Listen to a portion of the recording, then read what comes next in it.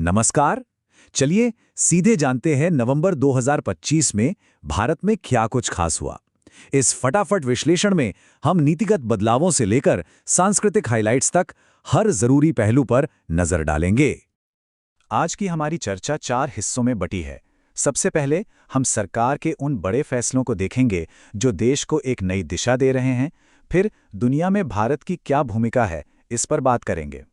उसके बाद इकोनॉमी और भविष्य की बड़ी योजनाओं को समझेंगे और आखिर में कुछ खास लोगों और सांस्कृतिक उपलब्धियों का जिक्र करेंगे। तो चलिए शुरू करते हैं पहले हिस्से यानी नीति और कार्रवाई से।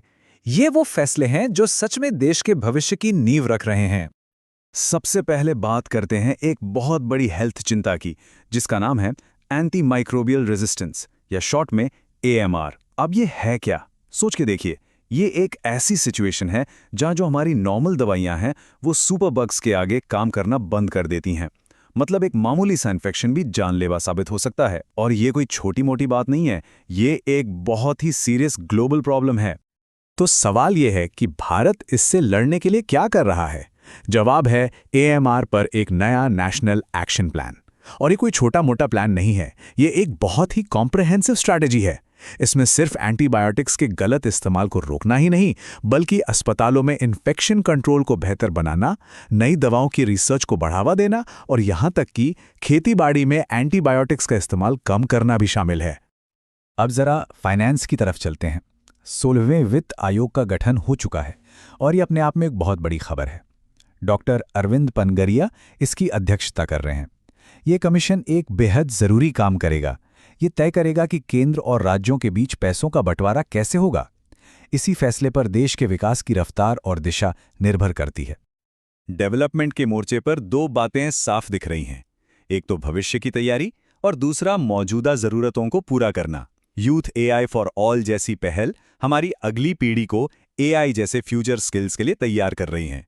तो वहीं लड़की बहन योजना जैसी स्कीम्स में eKYC को जरूरी बनाकर ये पक्का किया जा रहा है कि मदद सही लोगों तक ही पहुंचे। और 2 फटाफट गवर्नेंस अपडेट्स भी हैं। प्रधानमंत्री फसल बीमा योजना का दायरा बढ़ा दिया गया है, जिससे अब और भी किसानों को इसका फायदा मिलेगा।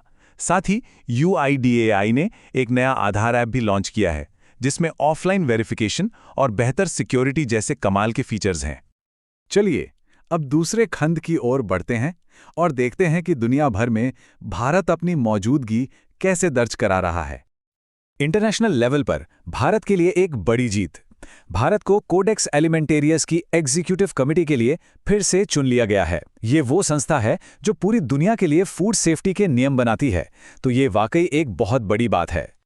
तो आखिर ये कोडेक्स एलिमेंटेरियस है क्या? इसे आसान भाषा में दुनिया की फूड सेफ्टी रूल बुक कह सकते हैं। भारत का दोबारा चुना जाना दिखाता है कि ग्लोबल स्टेज पर हमारा प्रभाव कितना बढ़ रहा है। इससे ये सुनिश्चित होगा कि जो खाना हम सब खाते हैं उसके नियम सबके लिए सही और असरदार हों। अब बात करते हैं कल्चरल डिप्लोमेसी की। नागालैंड का मशहूर हॉर्नबिल फेस्टिवल 2025 होने वाला है और इस बार पार्टनर देश होगा यूनाइटेड किंगडम। ये भारत और UK के बीच मजबूत होते सांस्कृतिक रिश्तों का एक शानदार उदाहरण है। एनर्जी सेक्टर में भी एक बड़ा स्ट्रेटेजिक मूव लिया गया है। 2026 से भारत अपनी कुल LPG का 10% अमेरिका से खरीदेगा। ये इतना जरूरी क्यों है? क्योंकि इससे भारत को एनर्जी का एक और सोर्स मिलेगा, जिससे दुनिया भर में कीमतों के उतार चढ़ाव का हम पर असर कम होगा और देश में सप्लाई स्थिर रहेगी। भारत के पड़ोस में भी एक अहम घटनाक्रम हुआ है। संयुक्त राष्ट्र ने बांग्लादेश की पूर्व प्रधानमंत्री शेख हसीना को मिली मौत की सजा का विरोध किया है और इसके पीछे मानवाधिकार से जुड़ी चिंताओं का हवाला दिया है। ठीक है, तो अब रुख करते हैं अर्थव्यवस्था का। यहाँ हम कुछ जरूरी आंकड़ों और भारत के भविष्य से जुड़े कुछ बहुत ही एम्बिशियस प्लान्स पर एक नजर डालेंगे। अक्टूबर महीने का एक बहुत ही जरूरी आंकड़ा सामने आया है। बेरोजगारी दर रही 5.2%।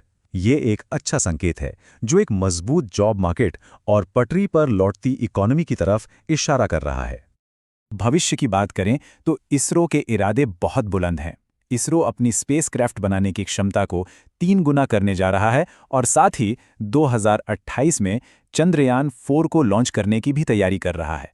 ये भारत के स्पेस प्रोग्राम में एक बहुत बड़ी छलांग होगी। शिक्षा के क्षेत्र से भी एक अच्छी खबर है। आईआईटी दिल्ली ने दुनिया की जानी-मानी QS वर्ल्ड यूनिवर्सिटी रैंकिंग 2026 में अपनी पोजीशन और भी बेहतर कर ली है। ये दिखाता है कि आईआईटी दिल्ली की रिसर्च और एजुकेशन क्वालिटी को दुनिया भर में पहचाना जा रहा है। अच्छा, यहाँ एक सवाल है जिस पर सोचना जरूरी है। नवंबर 2025 तक भारत का सबसे अमीर व्यक्ति कौन है? वैसे तो हमारे सोर्स ने इसकी कोई लिस्ट नहीं दी है, लेकिन ये एक ऐसी जानकारी है जिस पर एग्जाम्स की तैयारी करने वालों को हमेशा नजर रखनी चाहिए। और अब हम आ गए हैं अपने आखिरी हिस्से पर, व्यक्ति, सम्मान और संस्कृति। यहाँ हम कुछ खास लोगों, पुरस्कारों और यादगार लम्हों की बात करेंगे।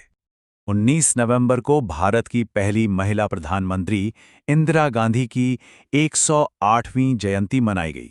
इस दिन उनके बड़े योगदानों को याद किया गया, जैसे 1971 के युद्ध में भारत को मिली ऐतिहासिक जीत और देश में हरित क्रांति को मजबूत करना।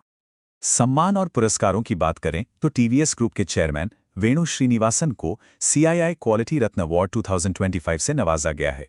वहीं दूसरी तरफ हॉलीवुड के सुपरस्टार टॉम क्रूज को सिनेमा में उनके शानदार योगदान के लिए ऑनरेरी ऑस्कर दिया गया है। और ये एक काफी दिलचस्प बात है। 19 नवंबर की तारीख दो बहुत खास दिनों के लिए जानी जाती है। एक तो इंटरनेशनल मेंस डे, जो पुरुषों के स्वास्थ्य और समाज में उनके योगदान पर फोकस करता है, और दूसरा है वर्ल्ड टॉयलेट डे, जो साफ सफाई की अहमियत को बताता है। और इस विश्लेषण को हम एक शानदार जीत की खबर के साथ खत्म कर रहे हैं। एशियन आर्चरी चैंपियनशिप में भारत ने सबसे ज्यादा मेडल जीतकर टॉप किया है। हमारे एथलीट्स के लिए ये एक अविश्वसनीय कामयाबी है और पूरे देश के लिए गर्व का पल है। तो ये थी नवंबर 2025 में भारत की एक झलक, एक ऐसा देश जो हर मोर्चे पर लगातार आगे बढ़ रहा है। सुनने के लिए धन्यवाद।